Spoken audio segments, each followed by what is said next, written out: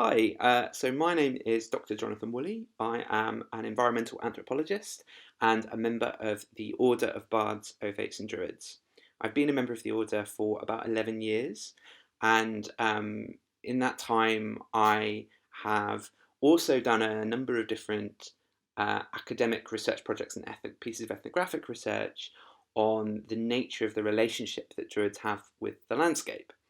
But I've also taken interest in the relationships and the kind of structure of nature-based traditions in the UK as well, trying to understand how they're organised, how they work, and also how they differ and share similarities with sort of wider English society. And that has yielded, I think, a couple of quite valuable lessons for thinking about what the future might hold for these traditions and how they're potentially going to change over time. And also how we as a community can potentially lean into some of those changes and make those traditions more inclusive and more welcoming for people at different stages of their lives as a result. So I think probably the most important thing that has occurred in my own sort of course with this, my own journey with this, has been when I was doing a bit of field work um, in sort of, between 2015 and 2017 with my Druid order, working with groups of Druids who would gather for the seasonal festivals and would form a sort of temporary village, really, um, in order to celebrate the festivals within the Druidic calendar. And these groups were amazing because they would include quite a wide variety of different ages. They would include families, young adults, older people, real elders, and created a really fantastic sense of community, which is really, really precious, actually. Um, but what I found very interesting in that environment is that there were some tensions between different age groups that I found really quite interesting. Um, and over time, what I noticed is that the participation of younger people, and when I say younger, I mean people sort of under the age of 40, really started to drop off at these events and also at other events in the wider pagan community as well. What I mean by other events is I mean things like the different conferences on pagan topics, attendance at gatherings like Witchfest, for example. The number of younger people seemed to kind of go through a bit of a dip. And the number of attendants actually reduced across the board, actually, with some events, to the point that there was a period a couple of years ago when a number of these events, this is before COVID, a number of these events had to be cancelled um, because of low attendance and because fewer people were going to them. Um, and this and people reported to me these are kind of, I guess, anecdotal reports that it was getting harder to organise moots and other sort of like gatherings up and down the country. So a moot is like an informal gathering of pagans. Um, uh, because people were essentially, not wanting to get involved. That people might want to come along, but they wouldn't want to become actively participate anymore. Um, and I found this very interesting. And as I say, I did notice that the average age of people going along to the events that were still being held was increasing. So it was going up from the sort of early 50s, late 40s to sort of mid to late 60s. So the average, it was like the same people were still going to these events, and new people weren't getting involved. Was what I seemed to observe. What I observed. And I found that really interesting. And some people at the time were speculating that the reason why this was happening was because paganism was going underground again, and that interest amongst the younger generations was just falling away, and it would naturally increase in the future. In much the same way as it has, looking back over history, there's been sort of peaks and troughs of interest in the occult and in magical practice and in nature spirituality. And so I was interested to kind of examine this and to see whether or not it made sense. And what I found was actually around about the same time as these observations were coming out, what I noticed was that there were large numbers of of people of my age and younger um, expressing real avid interest in magical practice, particularly witchcraft, online.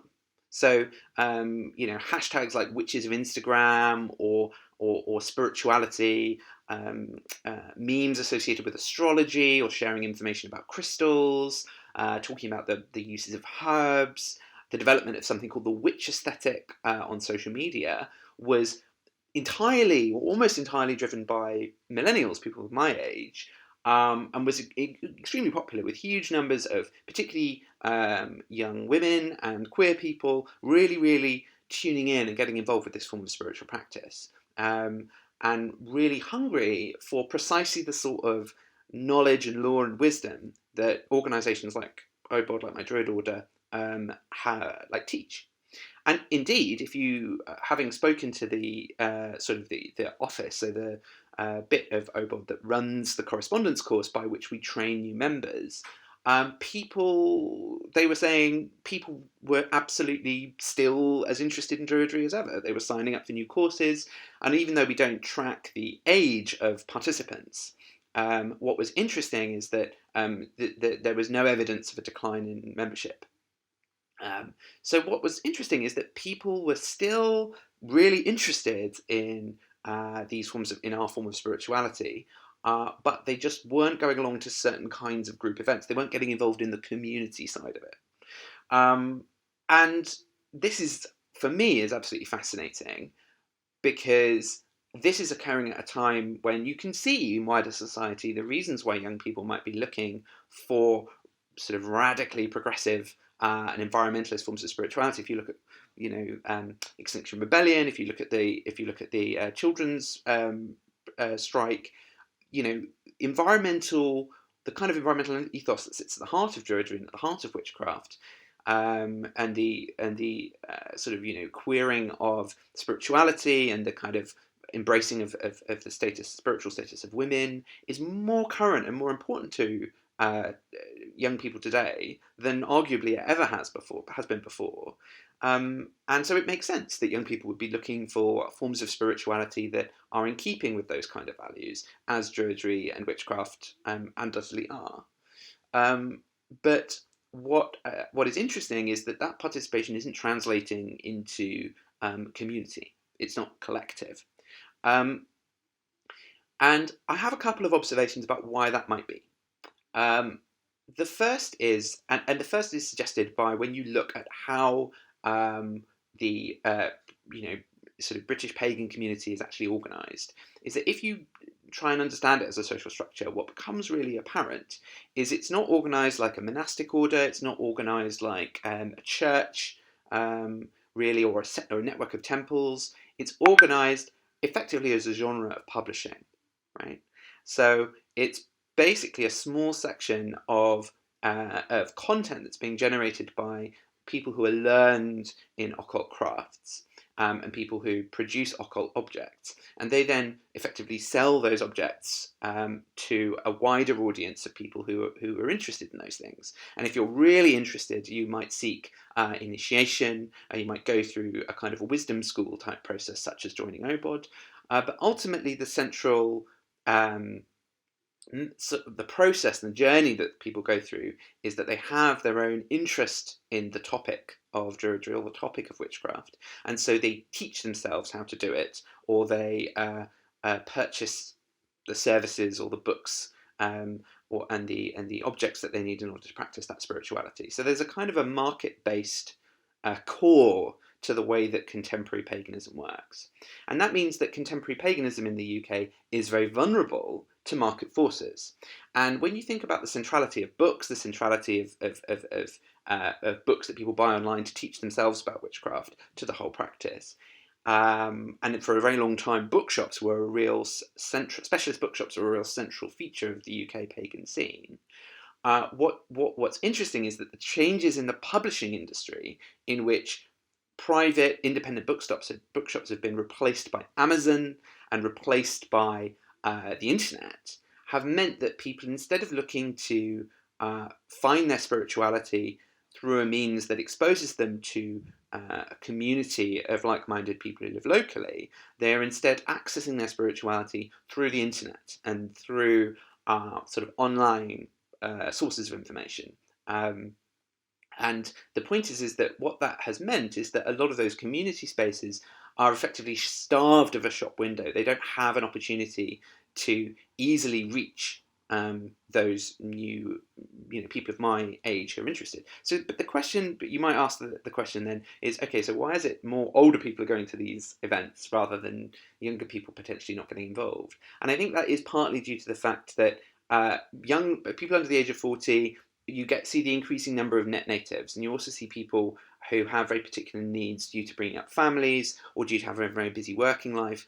And what that means is that there are essentially very special steps that need to be taken in order to include people who are either busy or have children, or are looking for material primarily online.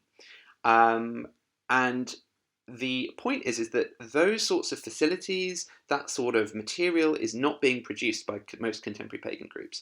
A lot of the in a sense, a lot of the marketing is done by word of mouth or via correspondence based letters, so like print newsletters, which is I've moved house something like 10 times in like the past 5 years, so my address has changed loads of times. I don't have any other written kind of like correspondence that I use for getting in touch with with things I'm interested in.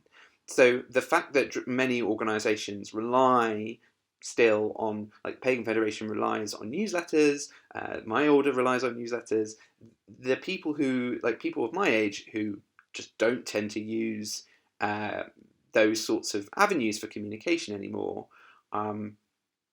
tend to be much less reached by marketing about what events are available and what groups are around. I suppose the other source of information, these organisations often do have a website, but these websites are often produced very much on a shoestring, and they're not produced professionally, so they can't really compete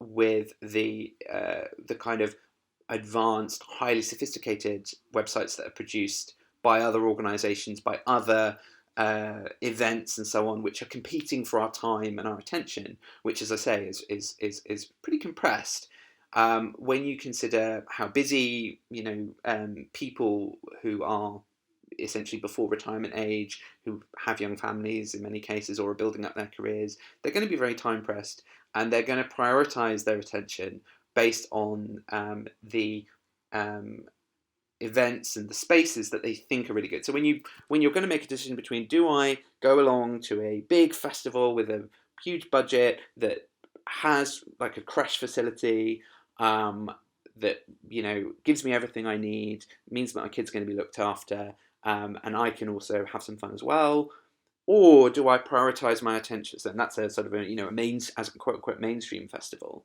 Or do I go along to this very small, voluntarily organised, but pagan event?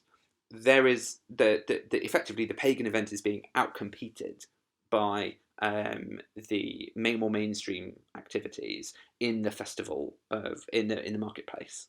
So what I would say is that the central lesson to learn from this is that there is effectively competition that exists between other sorts of cultural activities that people could be doing of my age, the internet, going to music festivals and so on, versus going along to pagan events. And pagan events are unfortunately losing out in that competition. The second problem is also something that I've written about, which is that even if you push through all of that and you say, fine, I'll put up with media that doesn't suit my marketing, that doesn't really, relate to me, doesn't really fit me, my style of, engaging with literature. I'll push through that. I will. I'll push through that. I'll go along to these events. I'll invest time. I'll invest energy. What you find is there's often quite a lot of tension between younger members of pagan groups and older members of pagan groups. That is often where older members don't feel as though they're being adequately respected, and younger members also feel like they're being patronised. And when I sort of scratched the surface about some of these tensions, what really became apparent is that these really map on to a lot of tensions in white British culture between elders and young people. You see exactly the same pattern. And in conversations that I've had with people who work with indigenous communities and work with other ethnic groups and look at the interrelationships between different age groups, what they note is that although there is more respect shown to elders by younger people in those communities, the elders in those communities seem to internalize the idea they need to do more to actually earn that respect. Whereas in a lot of white British communities, it's sort of assumed that if you do the time, if you are that age, you are automatically more worthy of respect, and your views are automatically more worthy of respect. And you don't actually need to earn that respect. You can it's just an kind of automatic entitlement. I'm sure you get that attitude in all societies. I'm sure there are plenty of people like that in all places, but it does seem that that is more pronounced in, at least in my sort of estimation, it seems that that's more pronounced in, well, there's certainly a feeling that that's more pronounced in white British context and thus within the British Druid community, where the majority of people who are involved are white British. By no means all, but certainly the majority. And so what that means is that you're creating a situation where there is a relationship to aging and a relationship to wisdom in wider British society that that assumes that you don't need to put any work in to actively attain wisdom. That wisdom is not something you have to cultivate. That you don't earn respect by building a sense of, by honouring your responsibilities to the young, by supporting them rather than by taking charge, by advising them rather than by demanding that they do things in a certain way because that's the way you do it. And certainly a lot of the younger Druids that I spoke to basically stopped getting involved in community spaces where Druidry was practiced because they felt that they were being dictated to. And a lot of the older Druids that I spoke to felt disrespected because the young weren't listening to them. So I kind of feel that there is a sort of that there's something amiss at the social contract between the ages in wider British society. And as I say, this isn't a criticism of Druidry per se. This is an observation that this is a site at which Druidry has become influenced by the wider overculture.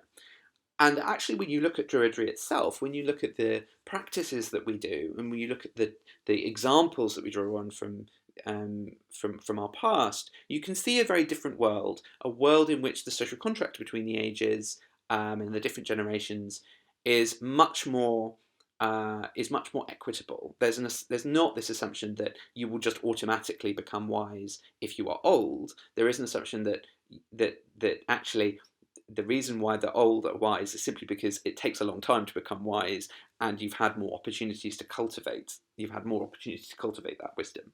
So I guess my point would be this: if we wanted to try and create a better situation for younger Druids, I guess my prescription would be twofold. I think one would be for there to be either a willingness to meet and to essentially provide better services within the context of Druidic and pagan community events, so that the full range of needs at different stages in the life cycle are catered to. That is something that needs to happen. But unfortunately, that needs money, and I'm not sure where that money would necessarily come from.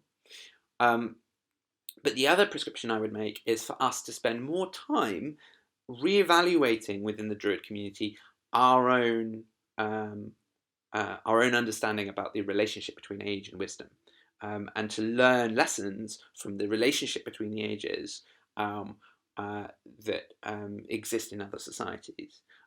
Certainly, one thing that I found incredibly rewarding and really inspiring about my interactions with British Hindus through the One Tree Gathering is seeing the level of respect and esteem which exists between the generations within Hinduism, and how actively, not only do older generations actively take steps to encourage and foster and support the young, but that younger generations therefore reciprocate by showing greater respect for their elders. And I would love to see more of that that sense of equity in not just in Druidry and paganism, but in wider British society as well.